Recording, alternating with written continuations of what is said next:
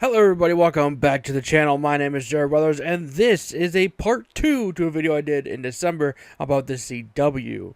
This is the other half of that video. I love doing these videos, so make sure you hit that subscribe button, and let's get into the nitty gritty about the UPN.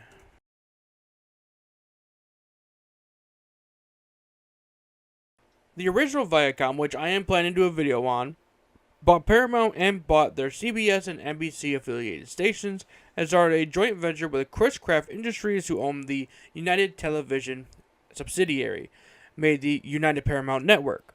5 of the original PSG affiliate stations became UPN affiliates in January of '95. They then divested the CBS and NBC stations and to purchase more UPN affiliated stations. Paramount founded the Paramount Stations Group in 1991 when they bought TVX Broadcast Group.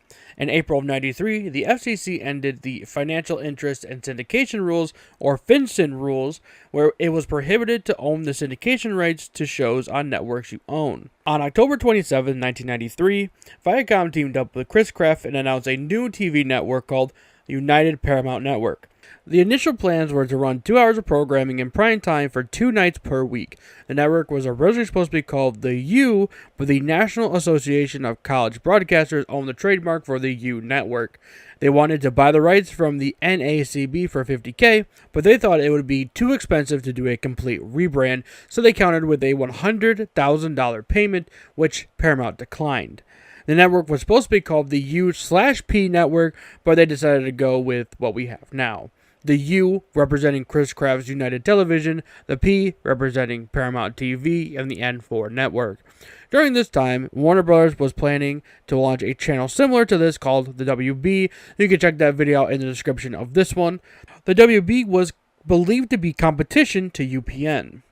UPN launched on January 16th of 1995, only having programming on Monday and Tuesday nights from 8 p.m. to 10 p.m. The first telecast was the 2-hour pilot episode of Star Trek Voyager with 21.3 million viewers, but this was basically a one-off for Voyager.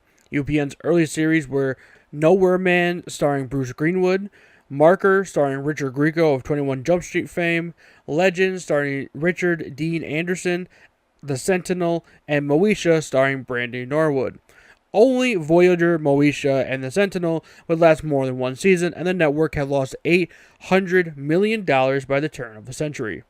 On December 8, 1996, Paramount/Viacom bought a 50% stake in UPN for $160 million. They started offering more programming, more nights a week, like in March of '96 when they added Wednesday nights, and won the broadcast rights to the Blockbuster Entertainment Awards. If you want me to do a video about that, please like the video. UPN also ordered 36 sci-fi films for a weekly movie presentation beginning in '98. UPN expanded its primetime lineup during the '98-'99 season.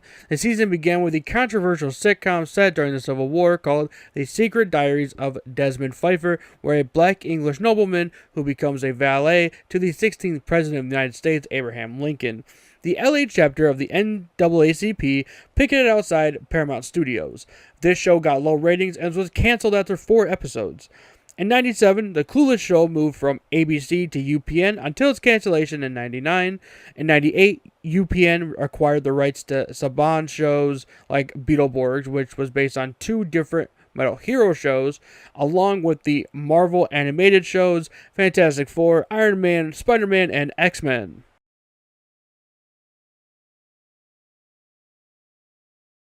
UPN was only 4 when Viacom and the first CBS Corporation merged. They added a clause to force Chris-Craft after 45 days to either buy them out of UPN or sell their stake to Viacom. On February 8, 1999, Chris-Craft filed a lawsuit against Viacom in the New York Supreme Court to block the merger. On March 17th, New York Supreme Court Judge Herman Kahn ruled against Chris-Craft and enforced Viacom's ultimatum. Unable to buy them out, Chris-Craft sold its stake to Viacom for $5 million. After Viacom bought out UPN, KCOP TV and WWOR TV lost their owned and operated status and became affiliates of UPN, whereas WPSG in Philly and KBHK in San Fran became independent.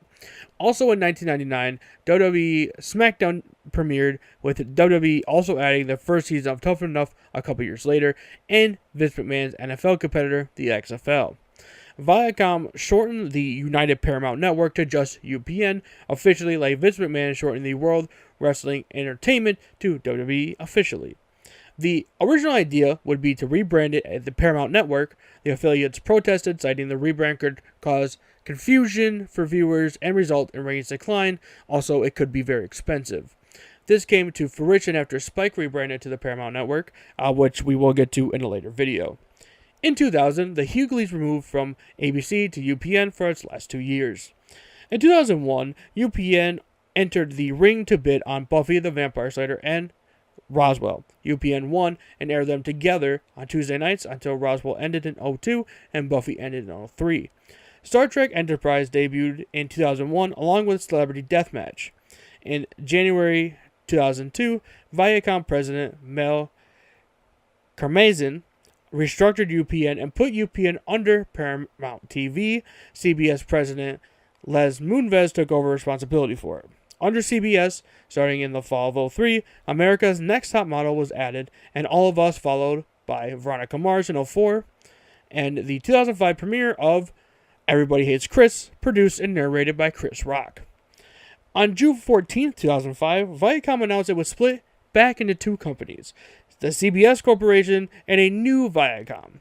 The UPN was retained by CBS, while Viacom took control of Paramount Pictures. This took effect on New Year's Day 2006.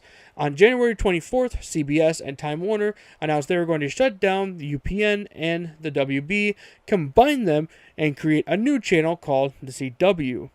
UPN, unlike Fox and WB, never had national morning or evening newscasts, but some of the affiliates have local programming. In my area, we have Fox 32. Since I did a little history of the CW channel, I'll do Fox 32 as well.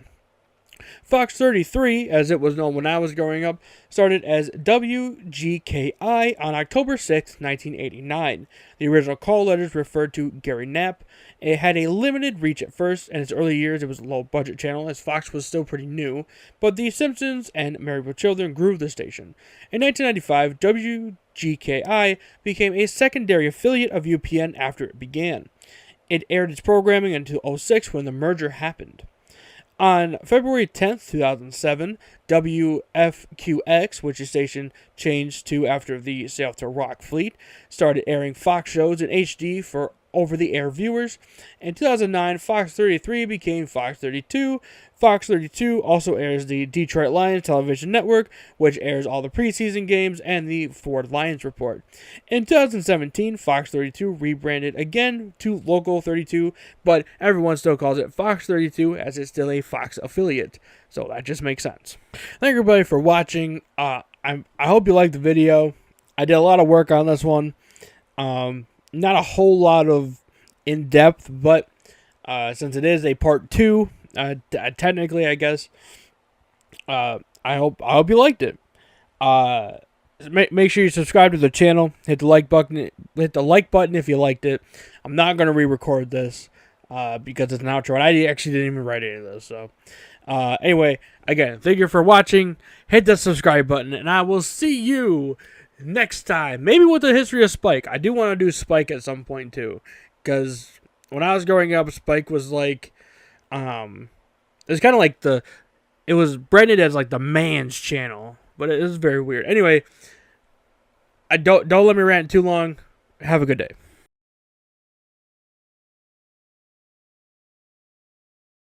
The WB was founded on November 2nd, 1993, and launched on January 11th, 1995. United Paramount Network was founded on October 27th, 1993, and launched January 16th of 1995. Yes, they were founded the same year and launched the same year. Even though Fox launched in 86, it didn't gain prominence until the 90s. I'm sure we'll discuss the Fox Broadcasting Company eventually, but for now, we're just going to leave that there. They are in the background gaining popularity.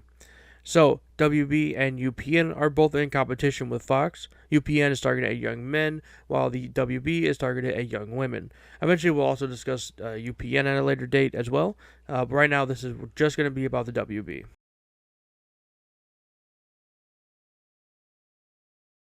Now, I live in Traverse City in northern Lower Michigan. We had our own WB affiliate channel, WBVC, or Northern Michigan's WB61. The WB premiered with one of the best sitcoms of the 90s, The Wayans Bros. A sitcom from the funniest family, the Wayans family, was Sean and Marlon. The logo is the famous Warner Brothers shield with WB on it, and the mascot is, and this might be controversial, the best known Warner Brothers character, Michigan J. Frog. Yes, his name is Michigan. The first shows on the WB was, as always, black sitcoms. I'm actually going to link in the iCard in the top right corner and in the description a better video about stuff like that. Anyway, the first few shows on WB was The Wayans Bros, Unhappily Ever After, a show from Ron Levitt, the co-creator of Married with Children, The Parenthood, and the ABC show Sister Sister after it was canceled by the Disney-owned network. They also added more programming for Sundays, including Kirk, starring Kirk Cameron, and a nighttime soap opera, Savannah, but these shows did not garner attention. In September 1995, the WB launched Kids WB, featuring shows originating on Fox Kids or syndication of other shows. For the 96-97 TV season was expanded to add Seventh Heaven, a show about a reverend, the Steve Harvey Show about a funk musician being a teacher at an inner city school in Chicago, and the Jamie Foxx Show, where Fox plays an aspiring singer/actor while working as Aunt and Uncle's Hotel in L.A. In 1997, the WB released a show called Buffy the Vampire Slayer. I just learned while writing this it's based on a 1992 movie of the same name. I might review that at some point. Hello, sorry to interrupt the video, but I have to tell you guys about something. Do you like super nice bedding stuff? Well, you'll love ProMed. ProMed offers premium silk bedding, 23mm silk pillowcases have been favored by hundreds of thousands of users, recognized by Good Housekeeping as best value, delivering skincare level comfort at fair prices, widely favored by silk enthusiasts. And if you want to get some nice stuff from ProMed, definitely hit my link in the description, and buy some stuff, dude. All right. I didn't really write a script for this segment, so I'm just kind of going offhand. But yeah, definitely buy some stuff. I mean, if you're into silk and you like premium bedding. All right. Link in the description. And see ya in a little bit.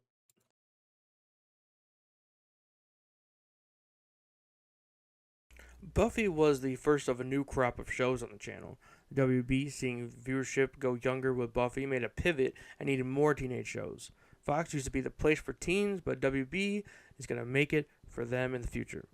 In January 98, the WB debuted Dawson's Creek, which was a major hit. During this time, they also launched New Tuesdays. They added a college drama called Felicity and Charmed, a Wicca-themed show. Charmed had 7.7 million viewers on its premiere, the highest viewership on the channel until the DC show Smallville premiered, but we'll get to that. The WB finished their expansion for Friday nights, which included Roswell, Popular, and the Buffy spinoff Angel. The WB was the only network to have gains in total viewership in every key demo. As all networks have to go through, the teen boom waned, and they had to broaden their content. Buffy, Seventh Heaven, and Charmed had great ratings for a while, but Dawson's Creek and Felicity's ratings have dropped. They needed a new strategy as the teen market is oversaturated and needs more family-oriented shows. This would be the beginning for another hit show for them called Gilmore Girls, which debuted in 2000. In the fall of 2000, another show based on a comic book debuted, Sabrina the Teenage Witch, which became another hit for WB, moving from ABC and continued until 2003. Let's get into some business talks. After the Turner buyout by AOL Time Warner, the WB was taken from Warner and given to Turner Broadcasting to oversee. Jamie Kellner, who wrestling fans will all know as the guy who wanted to end WCW in 2001, sold his stake in the WB to the parent company AOL Time Warner on November 12, 2002. After he left Turner, AOL gave the WB back to Warner in 2003. In October 2001, the WB had another show based on a comic book, The Life of a Young Superman, called Smallville. Smallville is still very popular, and I've been told to watch it as I am a huge DC fan. This is, in my opinion, the beginning of the Arrowverse. 2001 also saw another show debut, country star Reba McEntire's self-titled show, Reba. Reba and Sabrina were linchpins of a brand new Friday block that debuted in October of 2001, after being delayed due to the September 11th attacks. Everwood and Grosse Pointe debuted during this era as well. The WB could not shift its focus very well from the 12 to 24 demo they catered for the last decade at this point. They wanted to add more dramas and adult-focused comedies to add to the demo. In 2005, they retired Michigan J. Frog, saying, quote, "Michigan was not a symbol that perpetrated the young teen feel of the network. That's not the image we now want to put to our audience." The WB added 3 more shows from 03 to 05, the teen-oriented One Tree Hill, a social experiment reality competition show called Beauty and the Geek, and the massively popular Supernatural. These 3 shows will move to the CW of the rebrand. Dawson's Creek ended in 03 due to a decrease in ratings, as did Angel. They could not replace these shows. Although the network could not produce successful comedies besides Reba, Reba was completely an anomaly. They did also struggle in the drama area in the last couple of years of the WB. The debut of these shows, Birds of Prey, another comic book show, a live-action Tarzan show, a political drama called Jack and Bobby based on the lives of John F. Kennedy and Robert F. Kennedy, The Mountain, a Jerry Bruckheimer legal drama called Just Legal, a Marta Kaufman dramedy called Related, and another dramedy called Dennis Pepper starring Rebecca Romaine. None of these shows would be lucky enough to move to the CW. During the 04-05 TV season, the WB finished behind UPN for the first time in 4 years. And in 05, they finished both behind Univision, a Spanish language channel, in the 18 to 34 demo. They were losing money and laid off 40 employees.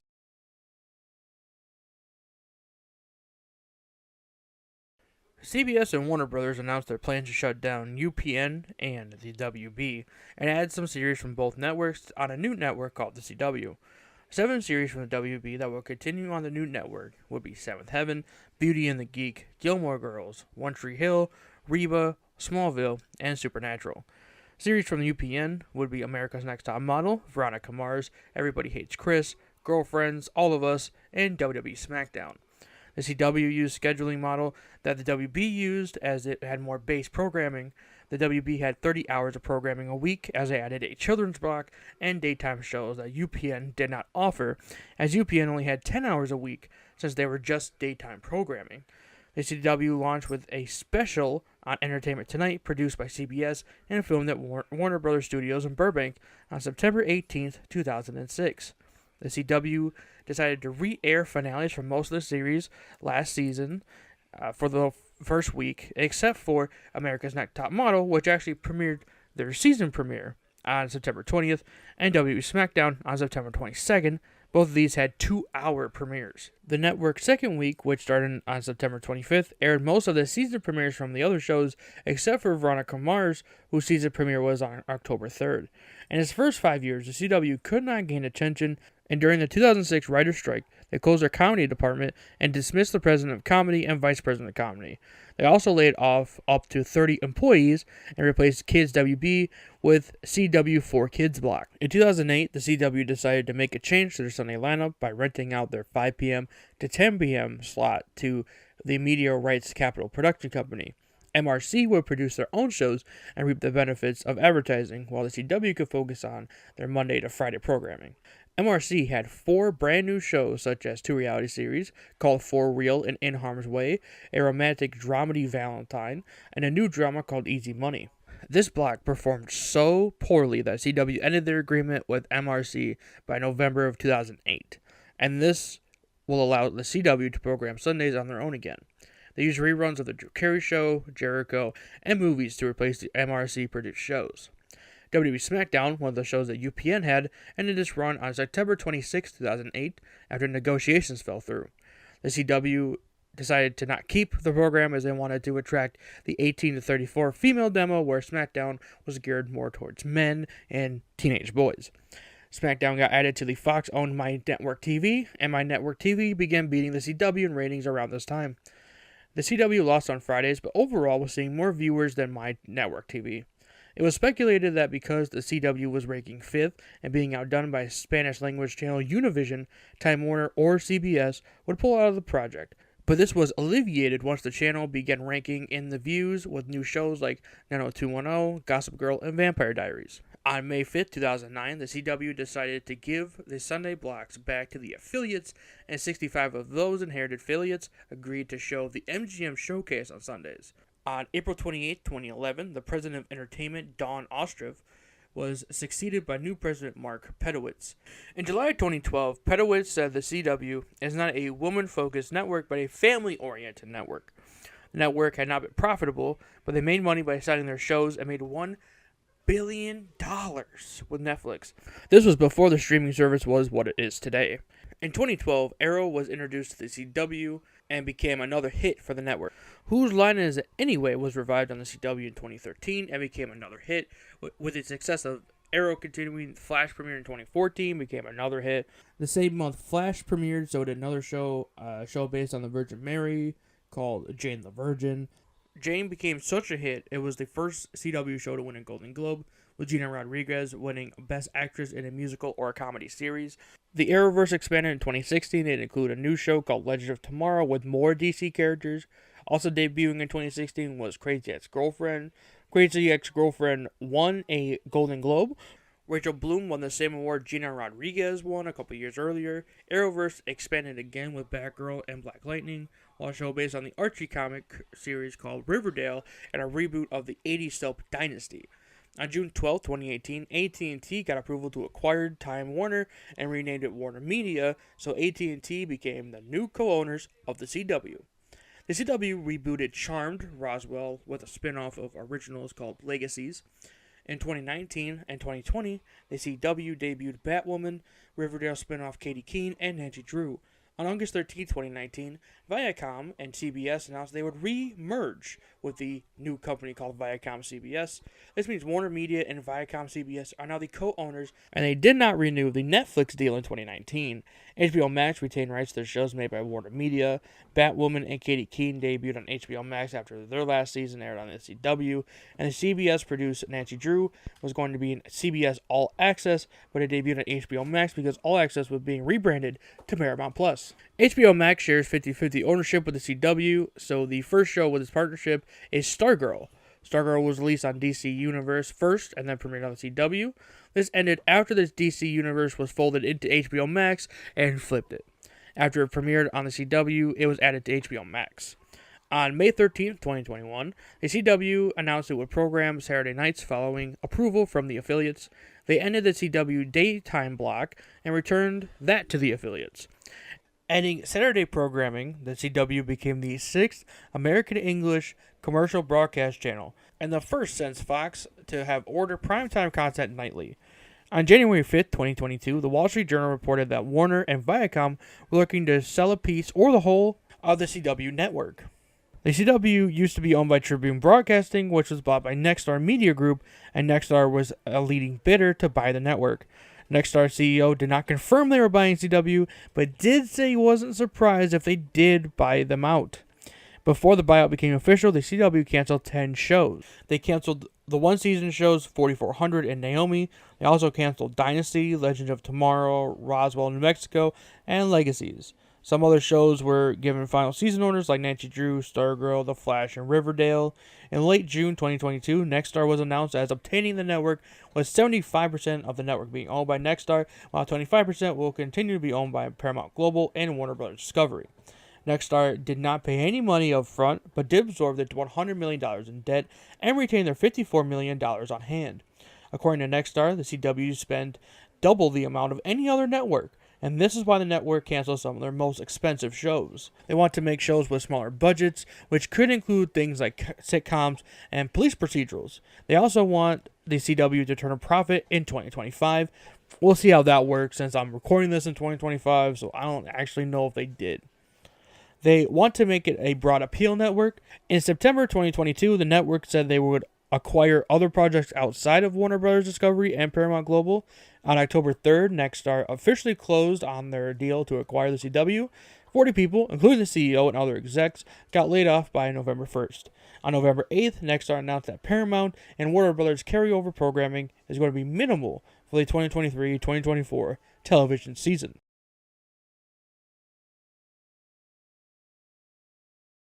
On February 1st, 2023, Heather Orlander was appointed to the head of unscripted programming.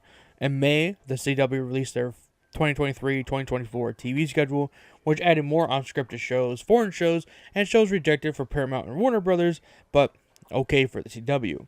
Brad Schwartz, president of entertainment, criticized the former ownership, saying, "We will not exist to benefit them.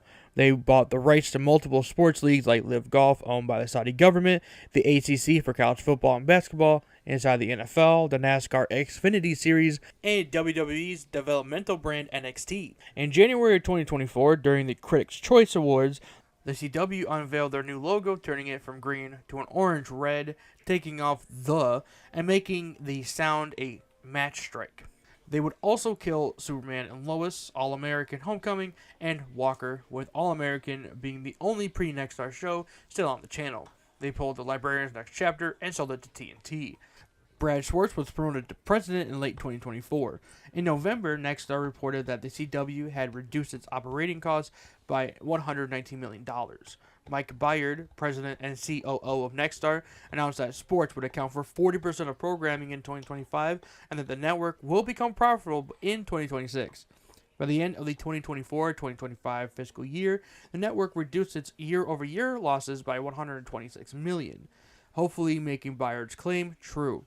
In June of 2025, the network announced they would adapt the book series Harlequin. The first movie in the series should release on the CW. The first movie is Montana Mavericks, but I can't find a rating on IMDb or Rotten Tomatoes. I might do a review of it. Who knows?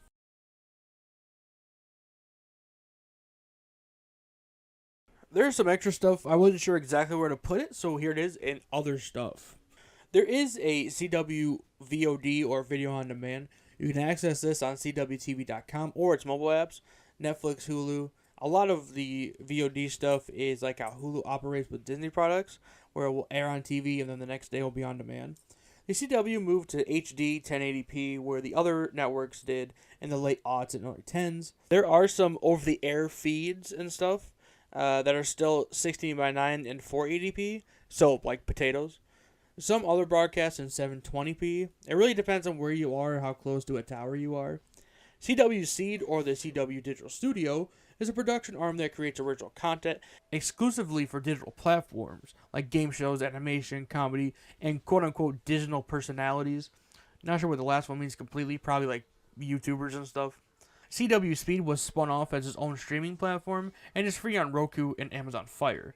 CW Seed produced multiple web series like Vixen, Freedom Fighters, The Ray, and DC Comics show Constantine Sitting of Dreams.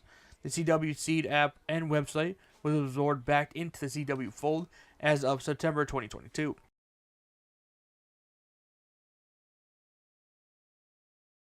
Wow, that was a lot. I hope you liked it. Sort of a sequel, like I said.